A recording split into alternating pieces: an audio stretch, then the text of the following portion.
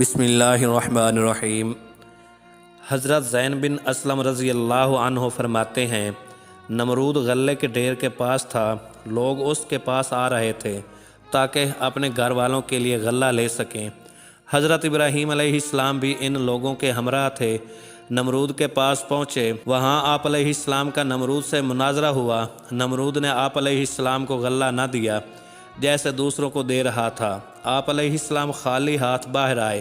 جب حضرت ابراہیم علیہ السلام اپنے گھر والوں کے پاس جانے لگے تو راستہ میں ریت کے ایک ٹیلے سے 2 بوریاں ریت کی بھر لیں تاکہ گھر والے مطمئن ہو جائیں۔ آپ علیہ السلام گھر تشریف لائے اور اپنی سواری کو باندھ کر ٹیک لگائی اور سو گئے۔ آپ علیہ السلام کی بیوی حضرت سارہ رضی اللہ عنہا نے جب ان بوریوں کو کھولا تو ان میں سے تازہ غلہ موجود تھا۔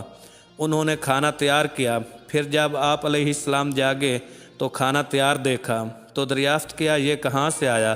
حضرت سارہ رضی اللہ عنہا نے کہا، یہ غلہ آپ علیہ السلام کے لائے ہوئے تھیلوں میں سے لیا گیا ہے۔ آپ علیہ السلام فوراً سمجھ گئے کہ یہ اللہ عز و جل نے ان کے لیے غیب سے بھیجا ہے۔